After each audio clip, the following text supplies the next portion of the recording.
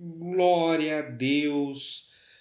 Hoje é 1 de novembro, terça-feira, estamos iniciando o penúltimo mês do ano. Glória, o Senhor tem nos dado vida e suficiência.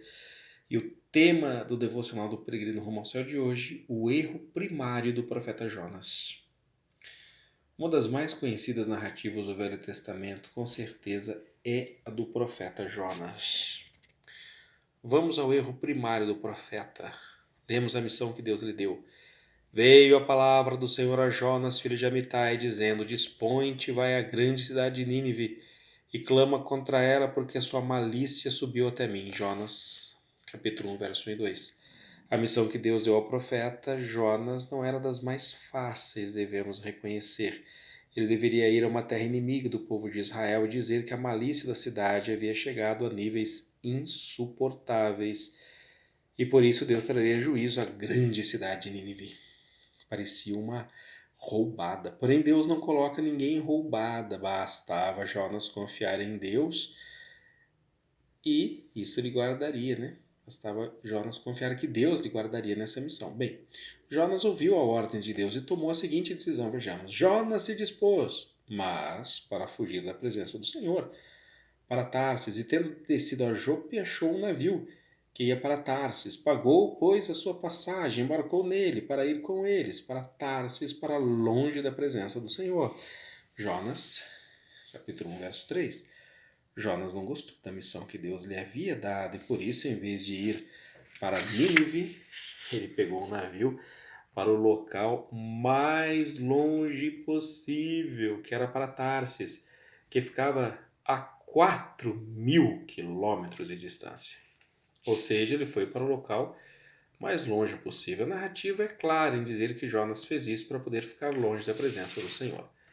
E é justamente aí que está o erro primário de Jonas. Jonas facultou a Deus uma qualidade humana, pois fugir de alguém que está limitado como a nós, ao lugar e espaço é possível, mas fugir do Deus Todo-Poderoso, que é onisciente, onipotente e onipresente, é impossível. No livro de Jeremias, lemos sobre a impossibilidade de se esconder de Deus. Vejamos. Acaso sou Deus apenas de perto, diz o Senhor, e não também de longe? Ocultar-se-ia alguém em esconderijos, de modo que eu não o veja, diz o Senhor. Porventura não enche os céus e a terra, diz o Senhor. Jeremias capítulo 23, verso 23 e 24. Glória a Deus! Jonas, mesmo sendo um profeta do Senhor Deus, cometeu esse erro primário, imaginando que podia se esconder da presença de Deus. No navio, Jonas aparentemente não queria ver a cara de ninguém. Deveria estar até mesmo irritado por isso. E por isso escolheu ir dormir no porão do navio. Jonas estava indo para Tarsis, dormindo profundamente no porão do navio. Provavelmente Deus iria escolher outro para a missão. Talvez era isso que Jonas pensava. Mas Jonas não sabia que Deus não queria outro. Por isso Deus iria colocar Jonas no estreito. E assim não sobraria alternativa para Jonas senão cumprir a missão ou morrer. Mas o Senhor lançou sobre o mar um forte vento e fez-se no mar uma grande tempestade, o navio estava pronto de se despedaçar. Então os marinheiros, cheios de medo, clamavam cada um ao seu Deus e lançavam ao mar a carga que estava no navio para o aliviarem do peso dela. Jonas, porém, havia descido ao porão e se deitado e dormia profundamente. Jonas capítulo 1, verso 4 e 5. A situação muda completamente de figura. Deus é quem comanda tudo. E sob sua ordem se faz uma grande tempestade. O navio estava a ponto de ser despedaçado e Jonas roncando no navio, enquanto que os marinheiros clamavam, cada um ao seu Deus. Jonas é descoberto no porão. Lemos. Chegou-se a ele o mestre do navio e lhe disse: Que se passa contigo agarrado no sono? Levanta-te, invoca o teu Deus. Uma coisa assim. Esse Deus se lembre de nós, para que não pereçamos. Jó capítulo 1, verso 6. Jonas é acordado com certeza, começa a tremer, mas ele ainda não imaginava que seria descoberto que a tempestade veio por culpa dele. Vejamos. E diziam uns aos outros: Vinde, lancemos sortes para que saibamos por causa de quem nos sobreveio este mal.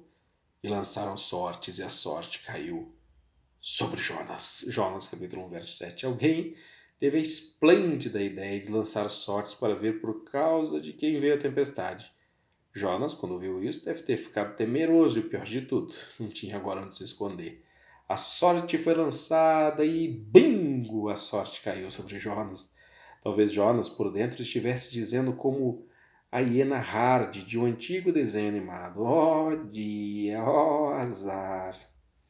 Que situação para Jonas! Sua fuga se mostrou completamente um desastre. Seu desejo de se manter no anonimato caiu por terra. Ele não conseguiu se esconder de Deus e Deus também fez com que ele não conseguisse se esconder dos homens. Então só resta Jonas confessar o que havia acontecido.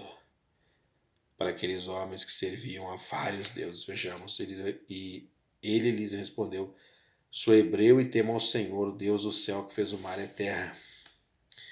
Então os homens ficaram possuídos de grande temor e lhe disseram: "Que é isto que fizeste?" Pois sabiam os homens que ele fugia da presença do Senhor, porque ele o havia declarado. Jonas capítulo 1, verso 9 e 10.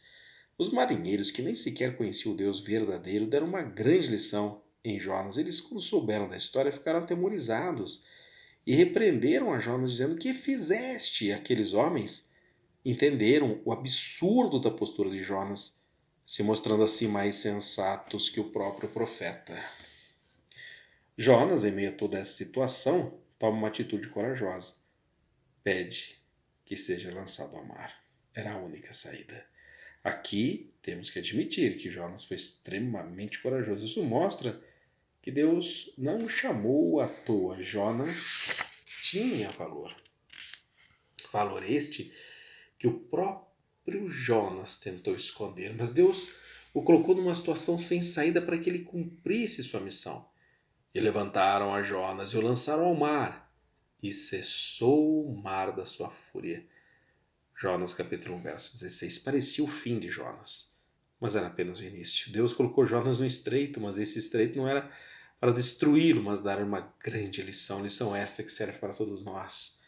Não adianta querer fugir de Deus. Cedo ou tarde, Deus te colocará no estreito que você ficará sem saída. O melhor é sempre estar se sujeitando ao Senhor Jesus. O curioso é que nessa situação toda, aqueles marinheiros já não clamavam cada um ao seu Deus, pois viram que ao jogarem Jonas no mar, a tempestade havia cessado dessa forma, mostrando que o Deus de Jonas era o Deus único, Criador dos céus e da terra. Lemos: "Temeram, pois, estes homens extremo ao Senhor, e lhe ofereceram sacrifício ao Senhor e fizeram votos." Jonas 1, verso 16. A fuga de Jonas, por fim, levou marinheiros à conversão. Isso é algo bem curioso e interessante. Deus agiu de forma que seu nome fosse conhecido, mesmo que o meio para isso tenha sido a desobediência de Jonas. Deparou o Senhor um grande peixe para que tragasse a Jonas, e esteve Jonas 3 dias e 3 noites no ventre do peixe. Jonas 1, verso 17. Ali, no ventre do peixe, não havia mais saída para Jonas. E ele pede misericórdia. E Deus concede o perdão a Jonas. E o peixe vomita Jonas. Ele irá pregar em Nínive. Deus não queria colocar outro. A missão era de Jonas. Essa é uma história fantástica e maravilhosa. E fica a grande lição para nós. Não adianta querer fugir de Deus. Cedo ou tarde, Ele nos coloca no estreito. Compramos com alegria a missão que Deus nos deu, o estreito virá. Vamos orar. Deus Pai querido e amado, em nome do Senhor e Salvador, Jesus Cristo, e fortalecido pelo Espírito Santo, eu oro.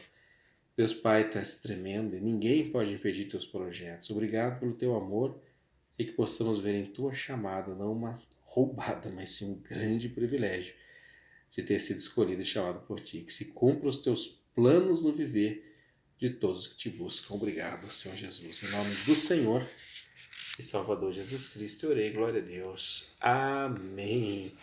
Olha, que palavra linda, né? Tem muita gente que está cometendo o mesmo erro do Jonas, né? Está achando que pode fugir da presença de Deus. Não faça isso, Deus vai te colocar no estreito. Daí você cumpre a missão que Deus te deu ou você já era. Foi assim com Jonas. E assim conosco também, quando Deus tem um projeto na sua vida. Ou a gente cumpre esse projeto ou a gente já era. Se eu não tivesse esse entendimento, eu já era. Mas, estando aqui com o Senhor honra, né? Devocional do Peregrino Rumo ao Céu de hoje fica por aqui. Quem acompanhou essa mensagem até o fim é porque realmente Tá firme no propósito com Jesus buscando. E à noite, a reflexão à noite. Jesus te ama. Esse primeiro dia, né? Do mês, esse ano, 11º mês, vai ser abençoado de vitória. Paz!